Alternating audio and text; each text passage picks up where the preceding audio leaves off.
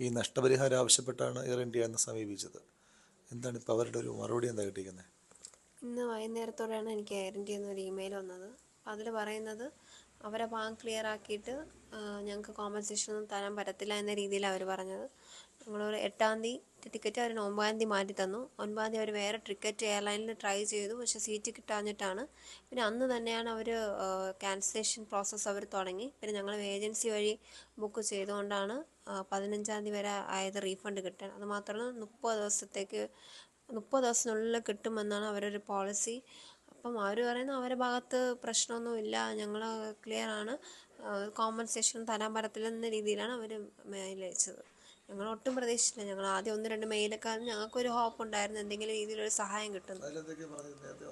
ആദ്യം ഞങ്ങൾ മെയിൽ അയച്ചത് ഇതുപോലെ ഞങ്ങളിങ്ങനെ ഈ കാര്യം ഇവിടുന്ന് എയർ ഇന്ത്യയിൽ നിന്ന് വിളിച്ചിട്ടുണ്ടായിരുന്നു, ഡൽഹിയിൽ നിന്നാണെന്ന് തോന്നുന്നു. അപ്പം പുള്ളിക്കാരൻ ഒരു ഇമെയിൽ ഐ ഡി തന്നിട്ട് അതിൽ തന്നെ കമ്മ്യൂണിക്കേറ്റ് ചെയ്യണമെന്ന് പറഞ്ഞു. എല്ലാ കാര്യങ്ങളും വെച്ചിട്ട് നിങ്ങൾക്ക് പറയാനുള്ളത് ആ മെയിൽ വഴി പറയണമെന്ന് പറഞ്ഞു.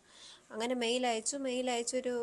ഒരാഴ്ച കഴിഞ്ഞ് ഞങ്ങൾക്ക് റിപ്ലൈ കിട്ടി. അവർ പറഞ്ഞു നിങ്ങളുടെ കാര്യം ഞങ്ങൾ നോക്കാം, എന്താണെന്ന് വെച്ചാൽ ഞങ്ങൾക്ക് കുറച്ച് ടൈം വേണം എന്ന് പറഞ്ഞു. പിന്നെ ഒരു 20 ദിവസം, അതായത് ഈ മാസം 2-ാം തീയതി 3-ാം തീയതി സമയമായപ്പം ഞാൻ പിന്നെ മെയിൽ അയച്ചായിരുന്നു. ഞങ്ങൾ ഒത്തിരി ദിവസം വെയിറ്റ് ചെയ്യുന്നു, കാരണം ഞങ്ങൾക്ക് വേറെ ചിലവുകളുണ്ട്, എല്ലാം മുന്നോട്ട് കൊണ്ടുപോകാൻ പറ്റുന്നില്ല, എന്തെങ്കിലും രീതിയിൽ ഹെൽപ്പ് നിങ്ങളെ സൈഡിൽ നിന്ന് പ്രതീക്ഷിക്കുന്നു എന്ന് പറഞ്ഞ് ഒരു മെയിൽ അയച്ചു. പിന്നെ അത് കഴിഞ്ഞൊരു പിറ്റേ ദിവസം തന്നെ അവർ മെയിൽ അയച്ചായിരുന്നു, ഇതുപോലെ ഞങ്ങൾ നിങ്ങളുടെ കാര്യം പരിഗണിക്കാം, നിങ്ങളെ PNR നമ്പറൊക്കെ ഞങ്ങൾക്ക് അയച്ചു തരണമെന്ന് പറഞ്ഞു. പിന്നെ ടിക്കറ്റൊക്കെ അറ്റാച്ച് ചെയ്ത് അയച്ചായിരുന്നു. പിന്നെ ഇന്നാണ് എനിക്ക് മെയിൽ വരുന്നത്, ഇതുപോലെ ഞങ്ങൾക്ക് ഒന്നും തരാൻ പറ്റത്തില്ല എന്ന് അവർ പറഞ്ഞ് മെയിൽ അയക്കുന്നത്. സത്യം പറഞ്ഞാൽ മൊത്തം കൈയിട്ടൊരവസ്ഥയായിരുന്നു. കേട്ടപ്പോൾ ഞങ്ങൾ തന്നെ ഷോക്കായിപ്പോയി. എന്തായാലും ഭർത്താവ്, എനിക്ക് പോയ ആൾ എയർ ഇന്ത്യ കാരണമാണ് ഭർത്താവ് നഷ്ടപ്പെട്ടു. ഞാനിപ്പോഴും അങ്ങനെ തന്നെ ഉറച്ചു നിൽക്കുന്നത്.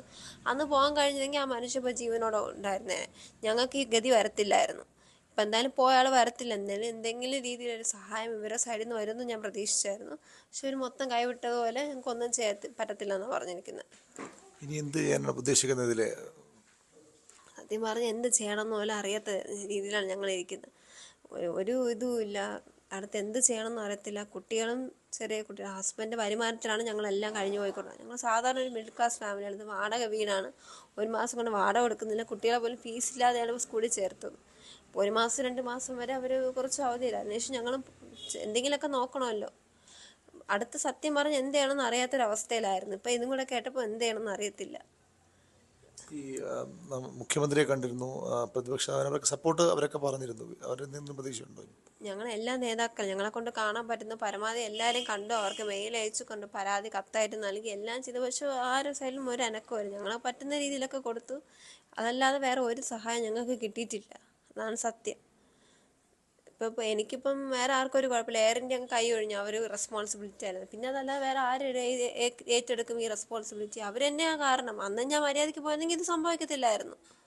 ഇപ്പോൾ എനിക്ക് ഭർത്താവില്ലാതെ പോയി, കുട്ടികൾക്ക് അച്ഛനില്ലാതെ പോയി. അവർ നിസ്സാരം പോലെ അങ്ങ് ഒഴിഞ്ഞു. അവരൊരു മാനുഷിക പരിഗണന പോലും അവർ കാണിച്ചില്ല.